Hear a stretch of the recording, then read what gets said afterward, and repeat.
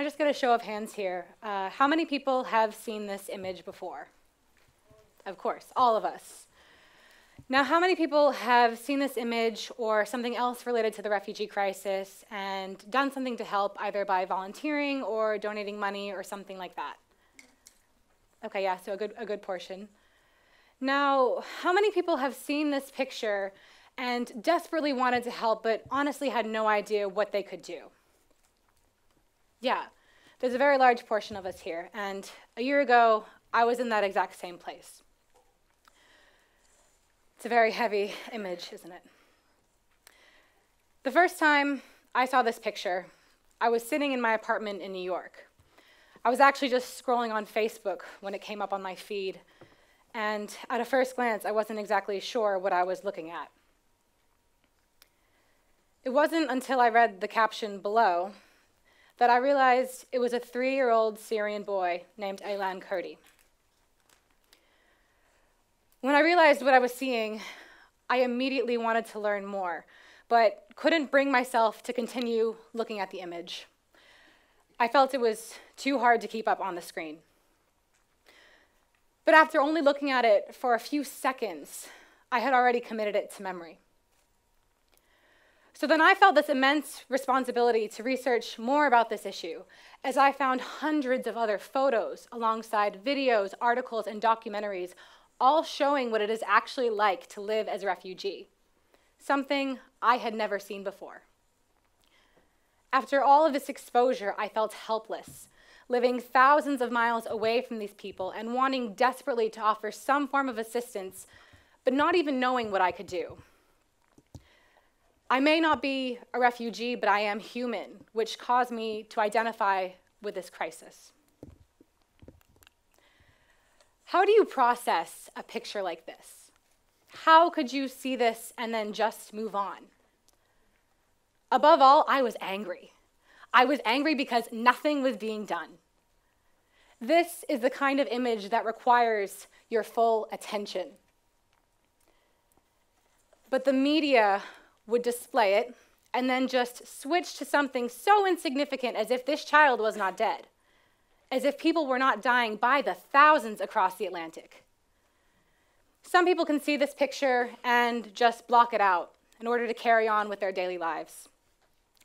But after I saw it, I made it my mission to do every single thing in my power to make sure that a picture like this never has to be taken again. I'd considered donating to a charity, but as a broke university student, I knew it wouldn't be much. I also wanted to give more to this issue. I wanted to give more than just my money. I wanted to give my skills and my time as a responsibility to do more. But here was the problem. I did not go to school for political science or human rights or humanitarian action. I went to fashion school, Parsons School of Design in New York. So then I felt incredibly responsible for my job choice and my lack of action so far. And I looked within my industry to see if anyone was doing anything about this issue and found no one. I seriously considered whether or not I should even stay in the field, but it was my final year at Parsons, so I was left with no other choice but to try to use my skills in design to find a way to help. If no one in the fashion industry was going to pay attention to this crisis, then it was going to be me. So I was 3 weeks into my final year when I went to my teachers and I said I was changing my thesis from couture to creating solutions for refugees through design. At the beginning, I had no idea what the project would turn out to be. All I knew was that I wanted to help. It was incredibly different from everything I was ever used to, but I could no longer just sit by doing nothing while these tragedies were going on. If I was going to stay in the fashion industry, I had to find a way to make it help people. So I got to work. I was shocked to learn that 65.3 million people are forcibly displaced worldwide. 21.3 million are refugees, and almost 34,000 people are forced to flee their homes due to conflict and persecution every single day. That's 24 refugees per minute. This talk is about 12 minutes long, so that's another 288 refugees being added to these statistics. This is such a glaring issue affecting so many people that didn't even seem to have any solutions applied. And the more that I read articles, collected images, and talked to volunteers, the more I would see problems that seemed to have obvious design solutions. For example, lack of shelter or lack of sleep, need for relocation in general, or traveling with young children, overseas journeys, and needing to be seen 1 second and needing to hide. I greatly considered all of these problems and began the arduous task of engineering designed approaches to combat them. It was a very long process with a lot of trial and error. To be honest, I had no idea what I was doing half the time, and also involved literal blood, sweat, and tears. Actually, during the final 2 months, my fingerprints were completely gone from sewing, and I wasn't sure I was ever going to get them back. Everyone usually asks me, Angela, what was it like during those 9 months of this process? Can you tell us about your experience? And to be honest, it's really hard to remember, probably from all of the lack of sleep. But the end result is a unisex and one-size collection of outerwear garments that respond to these issues. There are jackets that transform into tents. Thank you.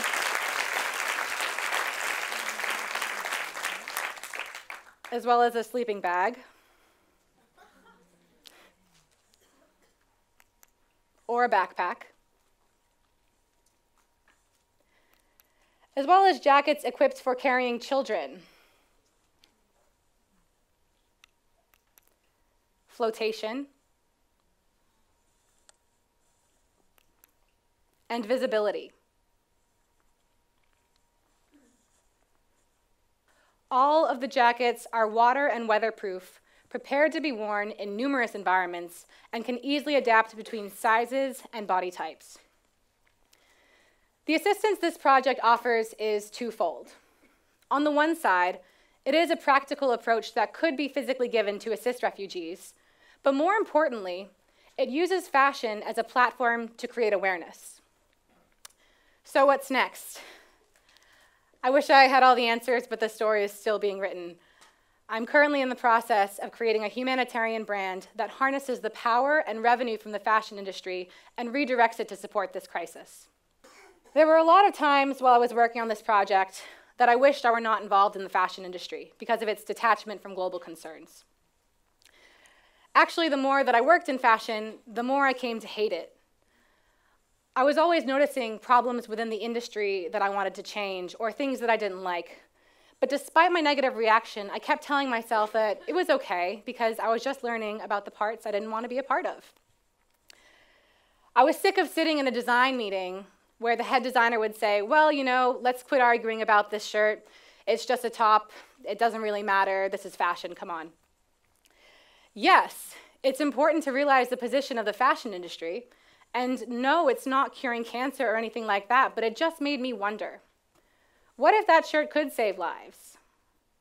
Why are we assuming that fashion doesn't have the potential to do so?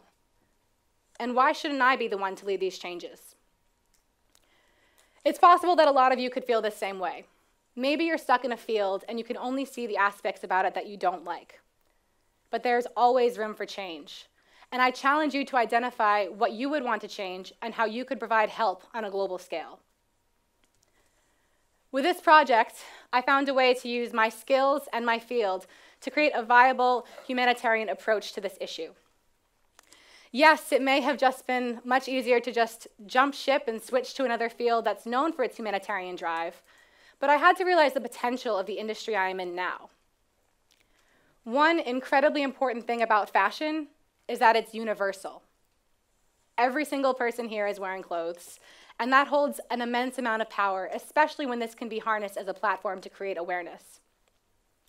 In economics alone, the amount of money the fashion industry generates greatly surpasses that of many nonprofit organizations. And this project is tapping into that revenue and attempting to redirect it to support these people. It's possible that a lot of your fields could do the same thing. This project challenges the narrative that fashion is superfluous and offers a new sense of hope for the future of the industry. In no way does the project end at this collection. By all means, convertible jackets are not going to solve the refugee crisis or the violence that caused it, but they can create a dialogue about the issue itself. I'm calling on you to consider your skills, your field, and to determine how you can make a positive impact. It doesn't even have to be about the refugee crisis. It could be anything that touches your heart and makes you want to act. Find where your skills are needed. And in addition to donating money, maybe consider donating your skills and your time. It's all about working with what you've got to try to find a way to help. And if you can't do that, simply talking about the issue, getting people to listen, and not backing down can be a solution. Awareness brings a lot of power. I remain steadfast in the belief that fashion or any other industry can become a movement for change. All it takes is a new approach to an old problem. It may not be able to solve the crisis itself, but it sure can make a difference. Thank you.